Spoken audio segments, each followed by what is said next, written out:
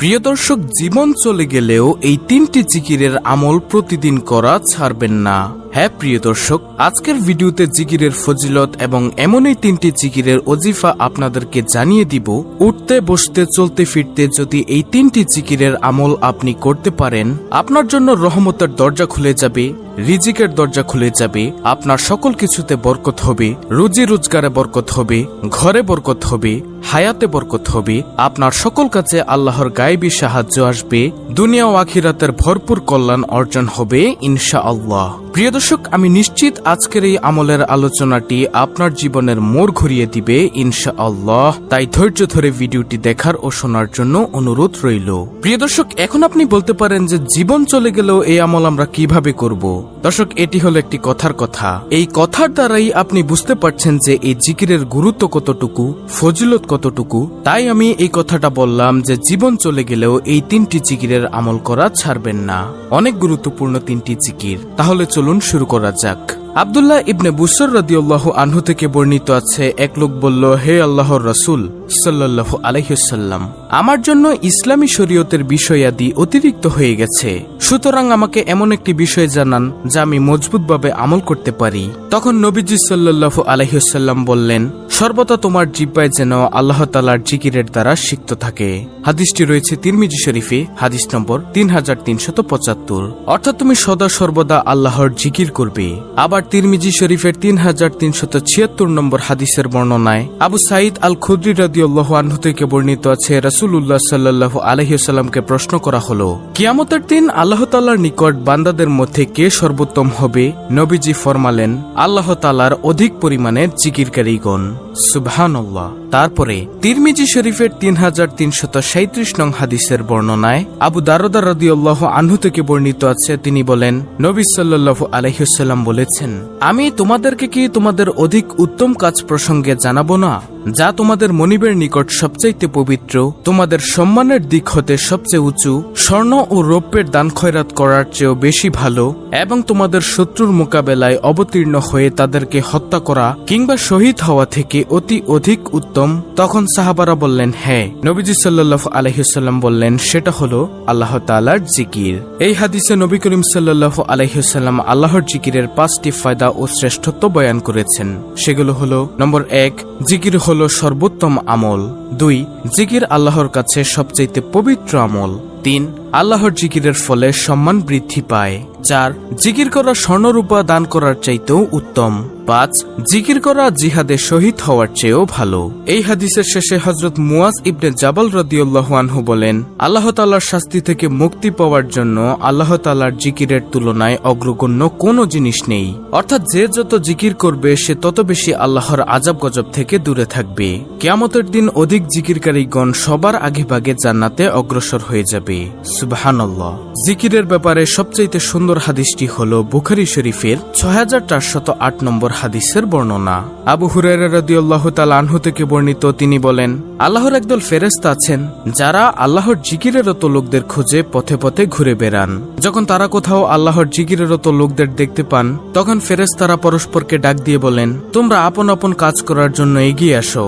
তখন তারা তাদের ডানাগুলো দিয়ে সেই লোকদের ঢেকে ফেলেন নিকটবর্তী আকাশ পর্যন্ত। তখন তাদের প্রতিপালক তাদেরকে জিজ্ঞাসা করেন, আমার বান্দারা কি বলছে? তখন তারা বলেন, তারা আপনার পবিত্রতা বর্ণনা করছে, তারা আপনার শ্রেষ্ঠত্বের ঘোষণা দিচ্ছে, তারা আপনার গুণগান করছে এবং তারা আপনার মহত্ব প্রকাশ করছে। তখন আল্লাহ তাআলা জিজ্ঞাসা করেন, তারা কি আমাকে দেখেছে? তখন ফেরেশতারা বলবে, হে আমার প্রতিপালক, আপনার শপথ, তারা আপনাকে দেখেনি। তিনি বলবেন, অর্থাৎ আল্লাহ তাআলা বলবেন, আচ্ছা তবে যদি তারা আমাকে দেখত? তারা বলবেন, অর্থাৎ ফেরেশতারা বলবেন, যদি তারা আপনাকে দেখত তবে তারা আরো অধিক পরিমাণে আপনার ইবাদত করত, আরো অধিক আপনার মহত্ব ঘোষণা করত, আরো অধিক পরিমাণে আপনার পবিত্রতা বর্ণনা করত। সুবহানাল্লাহ। বর্ণনাকারী বলেন, আল্লাহ তাআলা বলবেন, তারা আমার কাছে কি চায়? তারা বলবে, অর্থাৎ ফেরেশতারা বলবে, তারা আপনার কাছে জান্নাত চায়। তিনি জিজ্ঞাসা করবেন, অর্থাৎ আল্লাহ তাআলা জিজ্ঞাসা করবেন, তারা কি জান্নাত দেখেছে? ফেরেশতারা বলবেন, না। আপনার সত্তার কসম হে রব, তারা তা দেখেনি। তিনি জিজ্ঞাসা করবেন, অর্থাৎ আল্লাহ জিজ্ঞাসা করবেন, যদি তারা দেখত তবে তারা কি করত? তারা বলবে, অর্থাৎ ফেরেশতারা বলবে, যদি তারা তা দেখত তাহলে তারা জান্নাতের আরো অধিক লোভ করত, আরো বেশি চাইত এবং এর জন্য আরো বেশি বেশি আকৃষ্ট হতো।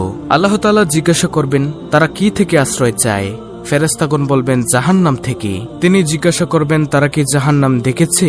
তারা জবাব দিবে, আল্লাহর কসম হে প্রতিপালক, তারা জাহান্নাম দেখেনি। তিনি জিজ্ঞাসা করবেন, যদি তারা তা দেখত তখন তাদের কি হতো? তারা বলবে, যদি তারা তা দেখত তাহলে তারা তা থেকে দ্রুত পালিয়ে যেত এবং একে অত্যন্ত বেশি ভয় করত। তখন আল্লাহ তাআলা বলবেন, আমি তোমাদের সাক্ষী রাখছি, আমি তাদের ক্ষমা করে দিলাম। তখন ফেরেশতাদের একজন বলবে, তাদের মধ্যে অমুক ব্যক্তি আছে যে তাদের অন্তর্ভুক্ত নয়, বরং সে অন্য কোনো প্রয়োজনে এসেছে। আল্লাহ তাআলা বলবেন, তারা এমন উপনিবেশকারী যাদের মজলিসে উপনিবেশকারী বিমুখ হয় না। সুতরাং যারা কোনো মজলিসে আসে না বরং অন্য কাজে আসে এবং মজলিসের পাশে বসে, তাদেরকেও আল্লাহ তাআলা ক্ষমা করে দিবেন। সুবহানাল্লাহ। সুতরাং যারা মসজিদে এসে দাঁড়িয়ে থাকেন, মাহফিলে এসে দাঁড়িয়ে থাকেন, তাদের উচিত যে কোনোভাবে বসে যাওয়া, তাহলে আল্লাহ তাআলা ক্ষমা করে দিবেন। আল্লাহ তাআলা সূরাতুল আহজাবের 41 থেকে 42 নং আয়াতে বলেন, হে মুমিনগণ, তোমরা আল্লাহকে অধিক পরিমাণে স্মরণ করো এবং সকাল বিকাল আল্লাহর পবিত্রতা বর্ণনা করো। সুবহানাল্লাহ। প্রিয় দর্শক, আশা করি জিকিরের ফজিলত বুঝতে পেরেছেন, জিকিরের গুরুত্বগুলো বুঝতে পেরেছেন। এখন হলো মূল আলোচনা, কোন সেই জিকির যে জিকিরগুলোতে আছে দুজাহানের খাজানা। কোন জিকিরগুলো করবেন? সর্বপ্রথম জিকিরটি হলো নম্বর 1, তিরমিজি শরীফের 3590 নং হাদিসের বর্ণনা।